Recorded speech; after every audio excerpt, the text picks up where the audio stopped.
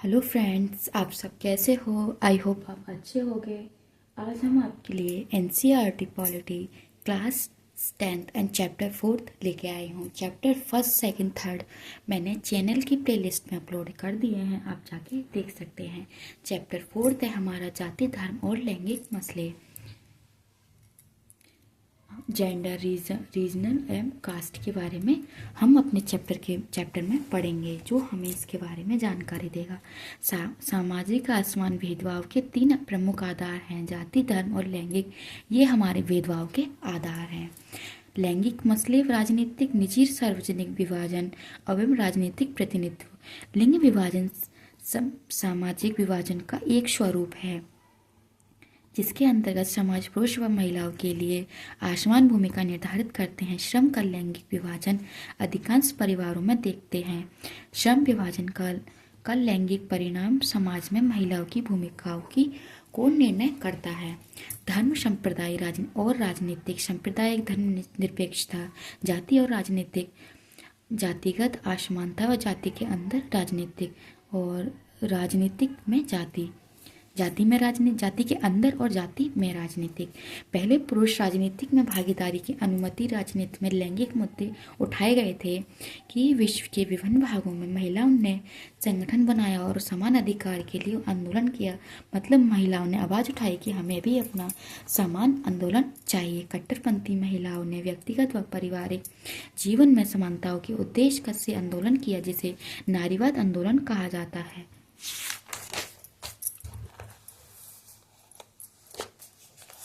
भारत में महिलाओं की स्थिति। भारतीय समाज आज भी प्रधान समाज है। भारत में महिला विभिन्न तरीके से भेदभाव का सामना कर रही हैं। साक्षरता दर, अनपेड कार्य, मजदूरी में अंतर, शिशु लिंग अनुपात, महिलाओं के विरुद्ध क्रूरता, child sex ratio and different involve unpaid work एवं लिटरेसी रेट। इन कारणों से महिलाओं को काफ़ी परेशानी झेलनी पड़ती है। जनगणना हर 10 साल में होती है, जो किसी खास क्षेत्र में किसी खास अवधि में उस क्षेत्र के रहने वाले लोगों की संख्या को एकत्रित करते हैं। पुरुषों की तुलना में महिलाओं की साक्षरता दर कम है, मतलब पुरुष अधिक है, महिलाएं कम है। जनगणना 2011 के अनुसार कुल साक्षरता दर 74.4% है और पुरुषों की साक्षरता दर 82.14% है। मतलब ये हमारी महिलाओं की, ये पुरुषों की महिलाओं की 65.46% है। मतलब ये हमारे पुरुषों से कम है। स्कूल व कॉलेजों में लड़कियों का ड्रॉप आउट शीट, बीच में पढ़ाई छोड़ना, लड़के को पढ़ाई में व्यय को प्राथमिकता देते हैं। मतलब लड़के की पढ़ाई छूटवा देते हैं और जो लड़के होते हैं उन्हें प्राथमिकता देते हैं। शिशु लिंग अनुपात, 0 से 6 वर्ष की उम्र में प्रति 1000 लड़कों पर लड़कियां की संख्या को वल लिंग अनुपात कहा जाता है। मतलब लड़कों पर लड़कियों की संख्या। वर्ष 2001 की जनगणना में भारत वाल ने लिंग अनुपात 927 था, जो 2011 में 919 हो गया है। महिलाओं का राजनीतिक प्रतिनिधित्व। महिलाओं की समस्याओं का समाधान जब तक नहीं हो सकता जब तक उनकी सत्ता पर नियंत्रण नहीं होगा। आवश्यक चर्चा। आवश्यक निर्वाचित प्रतिनिधित्व में महिलाओं की भागीदारी। भारत की विधायक में महिला प्रतिनिधि का अनुपात बहुत कम है। लोकसभा में महिला संसद की संख्या पहली बार वर्ष 2019 में 11% के ऊपर गई थी। 2019 में राज्य के विधानसभाओं में महिला प्रतिनिधि की संख्या 5% थी। मतलब जो लोकसभाओं की संख्या थी वो 11% से ऊपर गई थी और जो 2019 में महिला प्रतिनिधि की संख्या 5% थी।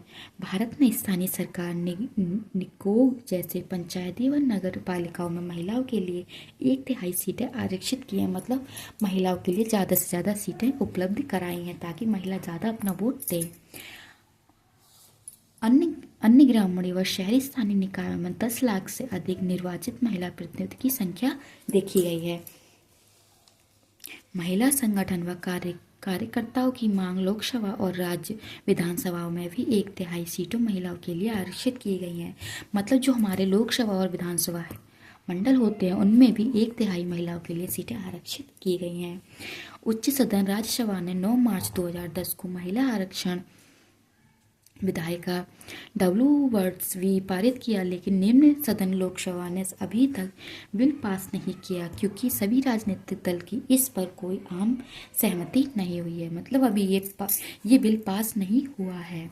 धर्म सांप्रदायिकता और राजनीतिक धार्मिक विभाजन, लैंगिक विभाजन जैसे सार्वभौमिक नहीं, लेकिन विश्व में धार्मिक विरोधाभास अधिक व्यापक लैंगिक विभाजन के विपरीत धार्मिक विभाजन हमेशा राजनीतिक के क्षेत्र की अभिव्यक्ति करता है।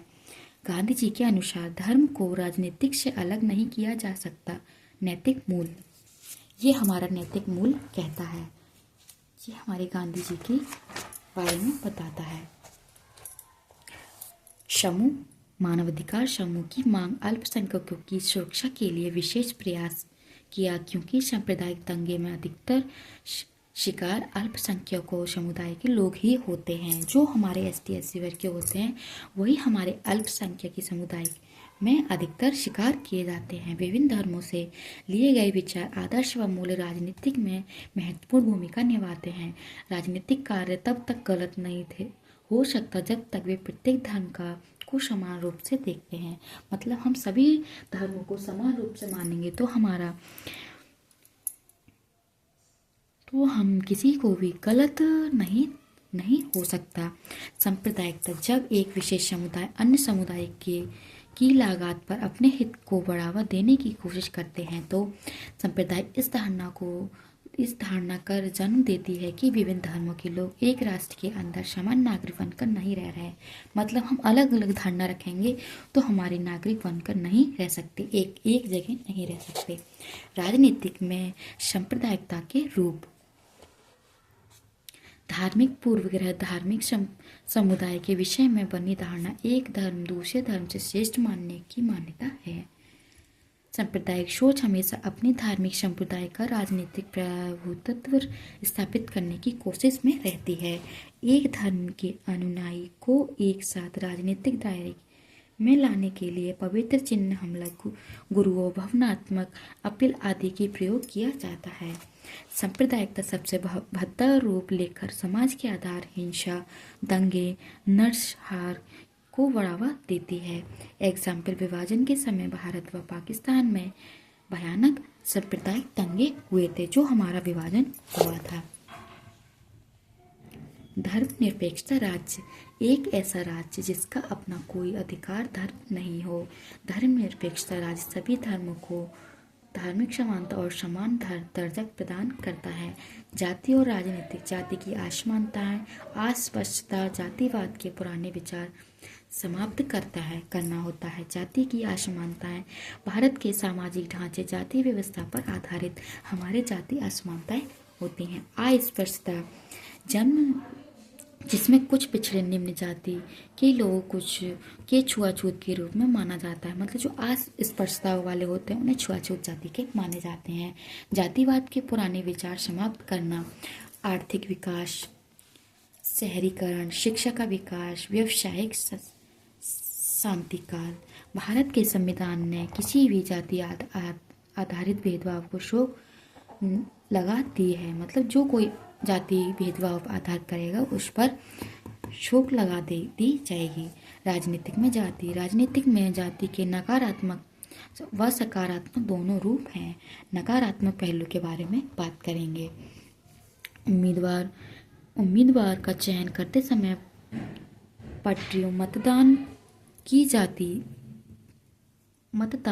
की जाति को ध्यान में रखते किया जाता है। मतलब जो उम्मीदवार होते हैं उनको चयन को मतदाताओं जाति के ध्यान में रख के करते हैं। जब सरकार बनती है तो राजनीतिक दलों को ये ध्यान रखना पड़ता है कि विभिन्न जातियों व जनजातियों के प्रतिनिधित्व को उचित जगह दी जाए। दल के लिए प्रचुर प्रचार करते राजनीतिक नेता अपने समुदाय के समर्थन प्राप्त करने के लिए जातिगत भावनाओं को विशेष ध्यान देते हैं, मतलब अपना जो प्रचार बांटते हैं उन पर अपना ध्यान देते हैं। सकारात्मक पहलू, सार्वभौमिक वयस्क मताधिकार राजनीतिक दल के विवश किया कि राजनीतिक समर्थन पाने के लिए सक्रिय किया जाए। दूसरा, देश संसदीय निर्वाचन क्षेत्र में एक ही जाति का स्पष्ट बहुमत नहीं है। प्रत्येक पार्टी की चुनाव जीतने के लिए एक से अधिक जाति के वोट मांगते हैं। जातिगत असमानता, आर्थिक असमानताओं का एक महत्वपूर्ण आधार जाति भी है, क्योंकि इससे विभिन्न संसाधनों तक लोगों की पहुंच निर्धारित होती है, जैसे भूमि। वर्ष 1999 राष्ट्रीय नमूने सर्वेक्षण से स्पष्ट है कि जाति महत्वपूर्ण तरीके से आर्थिक स्थिति से मजबूत से जुड़ी हुई है। जाति में जाति और राजनीतिक के माध्यम से सिर्फ एक समान संबंध नहीं है। राजनीतिक भी जातियों की राजनीतिक क्षेत्र में लाकर जाति व्यवस्था और जातिगत पहचान को प्रभावित करती है। फ्रेंड्स, आप सभी को नोट्स कैसे लगे कमेंट सेक्शन में बताना, एंड वीडियो को ज़्यादा से ज़्यादा लाइक करना, शेयर करना एंड सब्सक्राइब करना ना भूलें। और कमेंट सेक्शन में ये भी बताना कि आपके लिए नोट्स ये कितने हेल्पफुल होते हैं। फ्रेंड्स, नोट्स बनाने से पहले आप बुक रीडिंग कर लेना बहुत अनिवार्य है, तभी आपके लिए नोट्स पॉइंट बाई पॉइंट समझ में आएंगे, जिससे कि आप अच्छे से तैयारी कर सकें।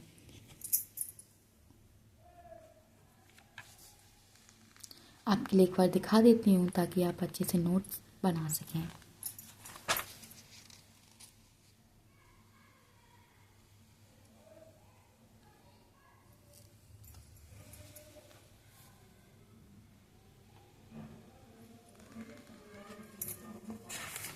Friends, thank you. वीडियो को ज़्यादा से ज़्यादा लाइक करना, शेयर करना।